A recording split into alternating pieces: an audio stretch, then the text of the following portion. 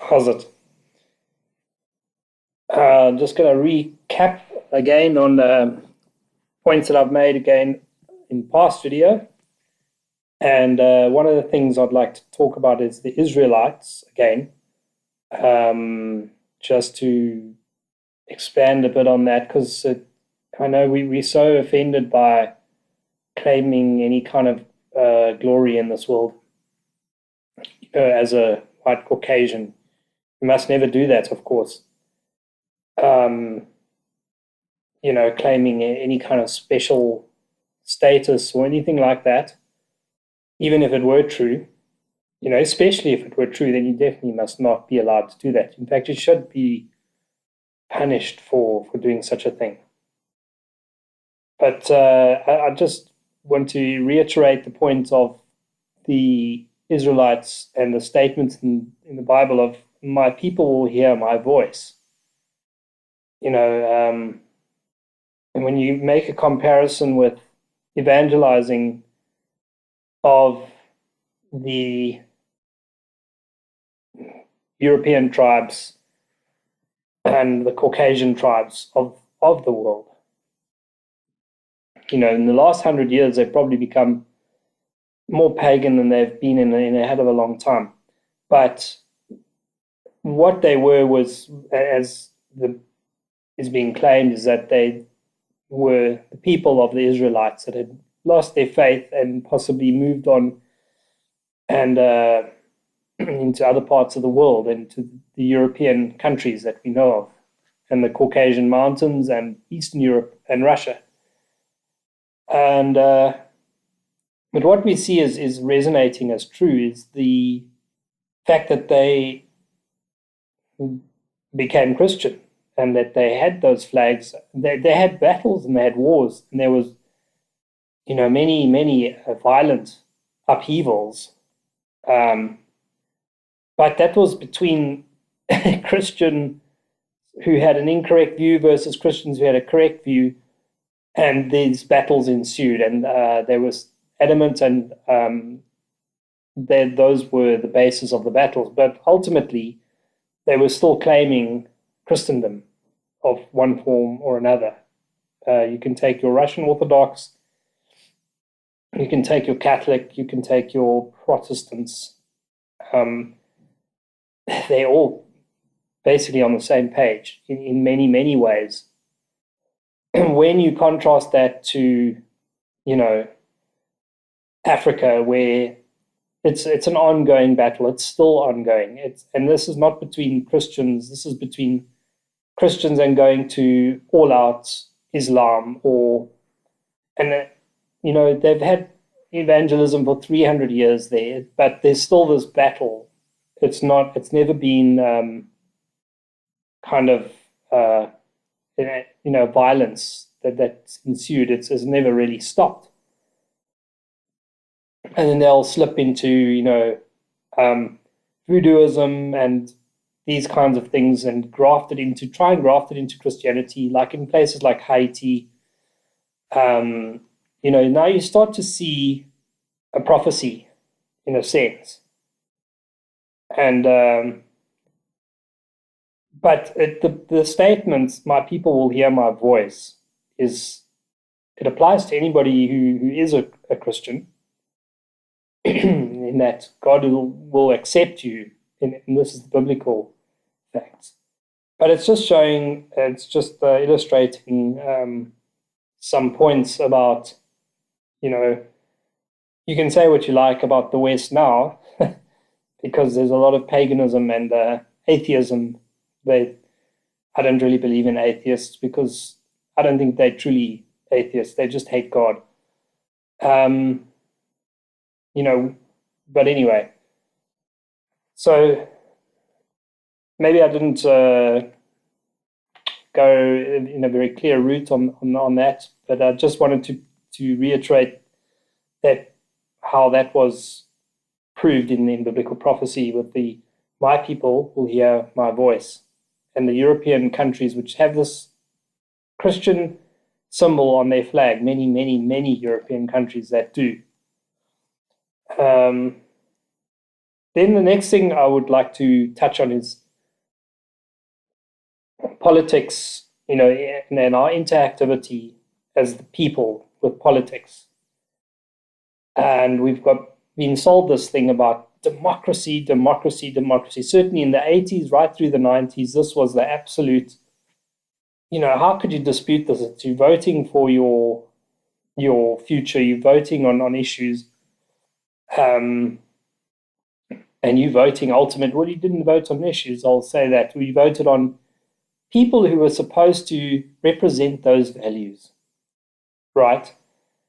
But it's like, what's being proven now in the last 2 or so years or 4 years is the interactivity is that we're dealing with these dumb terminals, and in programming terms again, and that we as a people we're allowed a certain little bit of facade of freedom and to vote for who you want, but the choices that are there are absolutely plants.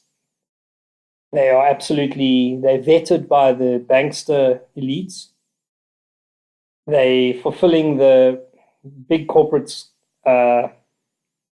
wish list, and we've proven this. We've understood this, and we can see it clear as day now. Many people who rode on the wave of the Trump movement and the Brexit movement.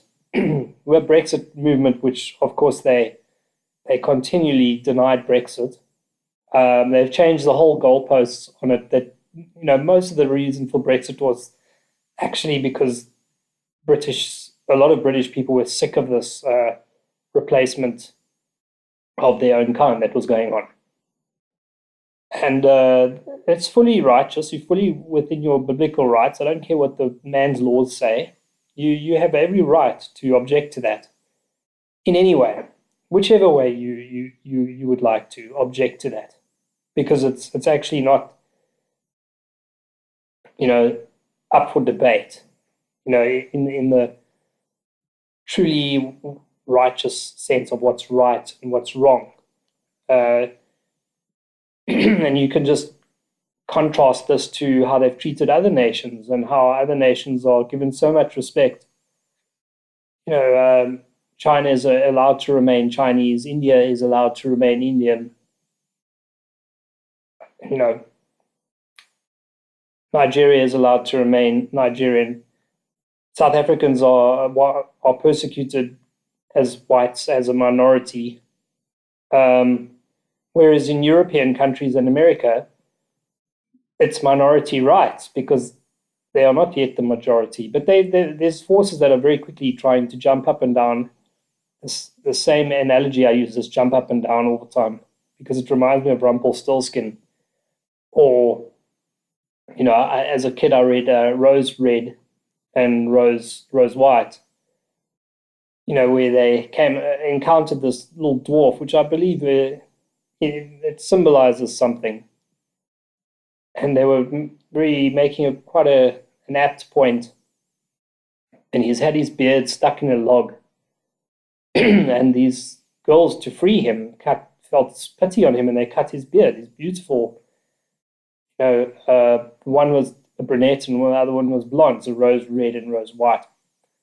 And they cut his beard, and he was so angry that they cut his beard that he jumped up and down and threatened their lives. But then this knight came along and sorted him out, something like that. So anyway, there are these people that jump up and down, and they made sure that they've absolutely flooded America and the West with the people that will vote against their values. And so no wonder they were jumping up and down again like Rumpelstiltskin in the 80s and 90s about democracy, because they knew what they could do. The money issue controls everything. So this is where I'm getting to my second point of interactivity with politics, and you've got to vote, but yeah, you got to vote. And as an individual, you're powerful. So the interactivity of politics versus the power of that money wields. It's like trying to race someone on a track and they get to go on a motorbike and you have to run on foot. It's ridiculous. It's not even a comparison. They have not even considered even you know they haven't considered your rights at all in the most menial sense. The corporates are controlling everything. Of course, it's a monetary value for them as well because they can import people who are desperate, people who are less educated, who will supposedly, and I say this, supposedly work harder. But actually, in my experience, that is not necessarily the case. There's a lot of false impersonations about this. But anyway, that doesn't matter. It's not their right, whether they're superhero champions or, just coming to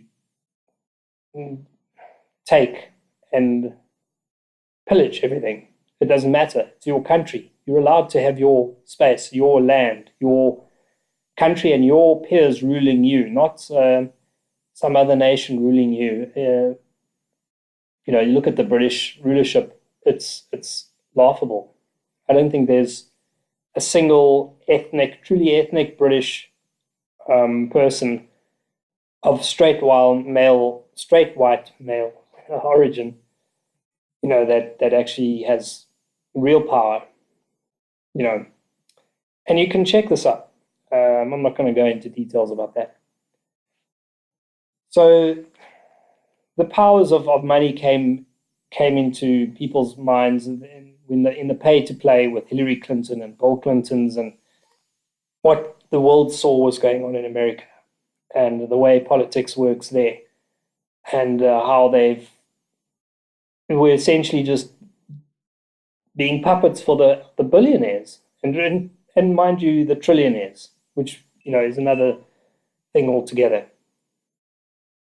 Because while they're very quick to show us who the billionaires are, I mean, Jeff Bezos and this nonsense, and then they claim, oh, Rothschild is number something 100 on the list or whatever. It's absolute horse crap. The bankster elites, the Schiffs and the Rothschilds, they're not billionaires, they're trillionaires. But anyway, all these people are of the same, class of mindset, and they only allow those people to obtain billionaire status because they are kosher per se, and because they're no threat whatsoever. In fact, they are, on their side. So, what we also realize, what I've also realized, is that a lot of our politicians, especially in South Africa, where it's like Goodfellas mobster stuff, they are either earners or enforcers. And people need to actually understand those guys that are there, people don't understand the mob, for one. A lot of that mob didn't realize who was at the top of the food chain. The Meyer Landskys, the Bugsy Siegels, all these guys that were actually, much, much higher up. And these Brooklyn Italians and that were enforcers and earners. They were low down, although they trying to claim they were the dons and this, that, and the other.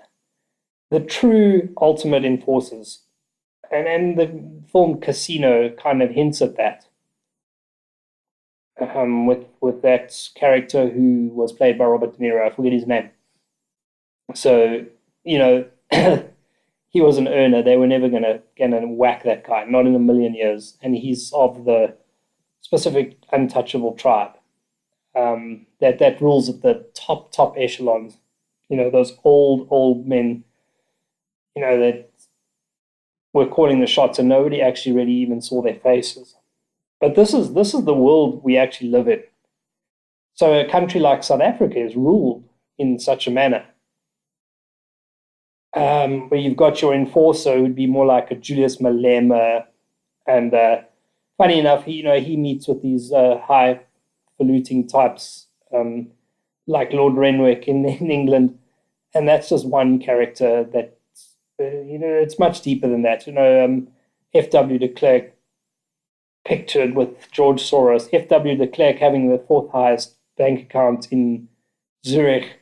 It shows that, well, that's pretty much what it costs to betray a nation. So money is now the factor. Uh, I refuse to accept this thing of money is the root of all evil, because currently people, it is the root of all evil, but people have to bow down to it. You don't eat without it. You don't eat. Simple as that. And worse than that, you don't have a roof over your head. It's just it's completely all encompassing.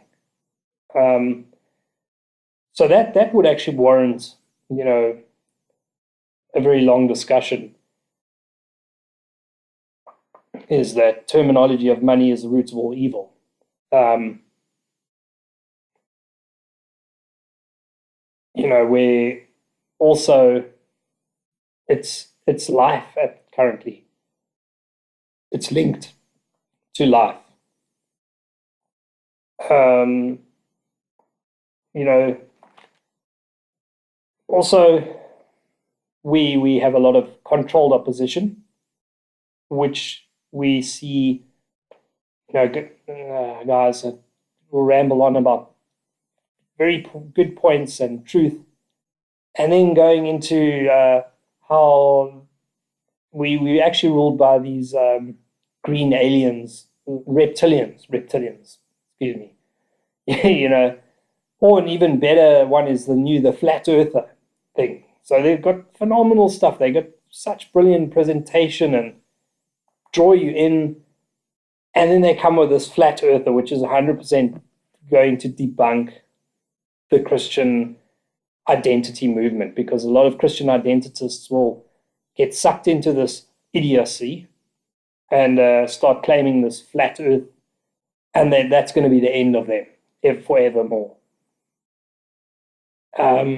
So basically, there's layers of this controlled opposition. There's some that's sophisticated and some that's very dumb.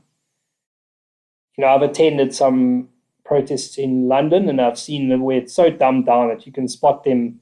They're clearly there for reasons to watch you, and they are spies, and they are there to debunk and bring down the repute of the whole movement. They stink. They're unwashed, literally. They've got a chip on their shoulder, but they're supposedly on your side. But it's like you don't even want to be near these people. They're so rotten and they are plants. They are 100% plants. And then there's plants that are a little bit more sophisticated that'll go 99% of the way, except naming the certain individuals that have caused these problems for us for the last 300 or so years, if not more. Well, actually, it become really problematic in the last 300 or so years. But now there's almost absolute control, and one must always be mindful of and hyper aware of the Russian revolution and what took place in Russia thereafter, and how those people responded, and use that as an example. They didn't defeat this problem. I think they just kind of fizzled out of its own accord. And we can't afford that. We can't afford to wait till 60 million of us are dead and murdered. They are working on our deaths. I mean, already 80,000 farmers have been murdered, just the farmers in South Africa. The numbers that we are being degraded by proxy armies, so they don't even get their hands dirty, they use proxy armies, it's phenomenal. Anyway, we must always pray, and God will ultimately, we do win because Jesus Christ is the victor. Jesus Christ is the author of life. Essentially, he's created the entire universe. So, but while we're here, we must fight the good fight and not just, the Bible said, sell your cloak and buy a sword, kind of thing. And this pacifist Christianity is absolutely slaughtering us. And this passive aggressive, I'm too cool to get involved, is also the death of us. I'm using us again, right? I need to clarify things all the time. Us is the Israelite, the Caucasian, the whites. They've called us whites. They've summed it up quite nicely for us. And that wasn't done by racist white supremacists. That was done by Bolsheviks. And anyway, so being aware and constantly getting things out there, because there'll be some people out there who will be great leaders. And I hope to, provocateur people until they rise up and they go, no, enough is enough. And that's part of what I would like to achieve. Anyway, have a good evening, a good morning, or a good afternoon, wherever you are, and I'll catch you again.